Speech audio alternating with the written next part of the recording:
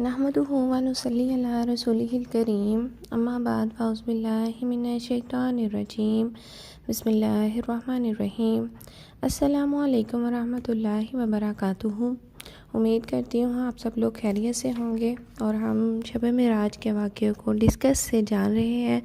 अल्लाह ताला हम लोगों को अपनी तारीख़ और अपने दीन इस्लाम के बारे में जानने की और लोगों तक पहुँचाने की तौफ़ीक़ अता फ़रमाए।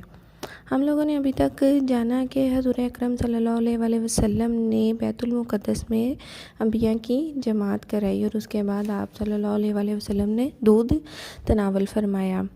फिर आप सल्लल्लाहु अलैहि वसल्लम बैतुल मुक़द्दस कुबातुल सुखरा से आसमानों की तरफ रवाना हुए। कुबातुल सुखरा ये जो पत्थर है, ये इसके बारे में कहा जाता है कि ये जन्नत का पत्थर है। ये एक खला में लटका हुआ पत्थर है। अक्सर आप लोगों ने देखा होगा कि एक गोल सा बड़ा सा पत्थर है, वो ज़मीन से ऊपर है और खला में लटका हुआ है। ये वो वाला पत्थर है। इस पत्थर पर हज़ूर अकरम सल्लल्लाहु अलैहि वसल्लम आक़ाए दो जहाँ मोहम्मद सल्लल्लाहु अलैहि वसल्लम के कदमों के निशान हैं। ये पत्थर वो पत्थर है जिसके ज़रिए आप सल्लल्लाहु अलैहि वसल्लम के लिए आसमान तक के लिए सीढ़ी लगाई गई। तो इस पत्थर के नीचे तमाम ज़मीन के चश्मों का पानी इस पत्थर के नीचे से जाता है। ये अल्लाह ताला के अजाबात में से एक अजूबा है। इसकी कैफ़ियत पानी जैसी है, यानी ये ऐसे मालूम होता है जैसे पानी हो। इस पत्थर के नीचे गार है जो दूर तक फैली हुई है। यहाँ पे मैं आपको बताती चलूँ कि ये अल्लाह ताला के मौजज़ात में से एक मौजज़ा है। ये हवा में यानी खला में लटका हुआ है। यहाँ से हज़ूर अकरम सल्लल्लाहु अलैहि वसल्लम के लिए पहले आसमान तक के लिए सीढ़ी लगाई गई और यहीं से तमाम ज़मीनों के चश्मे जारी होते हैं। इसके नीचे एक गार है और एक अल्लाह वाले लिखते हैं कि मुझे ख्याल हुआ कि मैं इस पत्थर के नीचे से गुज़रूँ तो मुझ पर हैबत तारी हुई कि मेरे गुनाहों की वजह से कहीं ये पत्थर मेरे ऊपर ना आ गिरे, मगर मैंने फिर भी इरादा किया और इसके पत्थर के नीचे से गुज़रा तो मुझे ऐसे लगा जैसे ये पत्थर हर तरफ चल रहा है, सारी ज़मीन जैसे इससे जुड़ी हुई है। तो ये जो था मुशाहिदा किया गया, जो अल्लाह वाले ने एक ने किया, ये अल्लाह ताला के मौजज़ात का मुशाहिदा है। बुज़ुर्गों का ख्याल है कि ये पत्थर दुनियावी आसमान के करीब है और 18 मील की मुसाफ़त उन्होंने इस पत्थर की दुनियावी आसमान से बताई है कि दुनियावी आसमान तक इस पत्थर की जो मुसाफ़त है वो 18 मील है।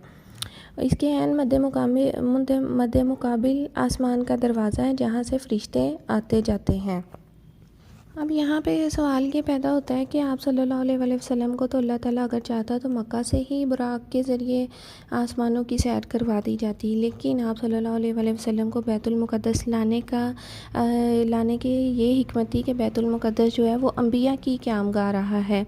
इस ज़मीन को यानी बैतुल मुक़द्दस को इज़्ज़त बख्शने के लिए आप सल्लल्लाहु अलैहि वसल्लम को मक्का से बैतुल मुक़द्दस लाया गया कि आप सल्लल्लाहु अलैहि वसल्लम के मुबारक कदम इस ज़मीन पर भी पड़ जाएँ और कोई भी शख्स ये ना कहे कि मोहम्मद सल्लल्लाहु अलैहि वसल्लम ने बैतुल मुक़द्दस में इबादत नहीं की। अब जो सीढ़ी कुबातुल सुखरा से आसमान की तरफ लगाई गई थी, वो सीढ़ी कैसी थी? वो सीढ़ी सोने की थी, उसके पाए चांदी के थे, इस पर याकूत का काम हुआ था। इस सीढ़ी के ज़रिए आप सल्लल्लाहु अलैहि वसल्लम आसमान पर तशरीफ़ ले गए ताकि आप अल्लाह ताला की कुदरत के नज़ारे कर सकें। अब मैंने आप लोगों के साथ डिस्कस किया कि ये जो पत्थर है इसके ऐन मद्दे मुकाबिल आसमान का दरवाज़ा है जहाँ से फ़रिश्ते आते जाते हैं।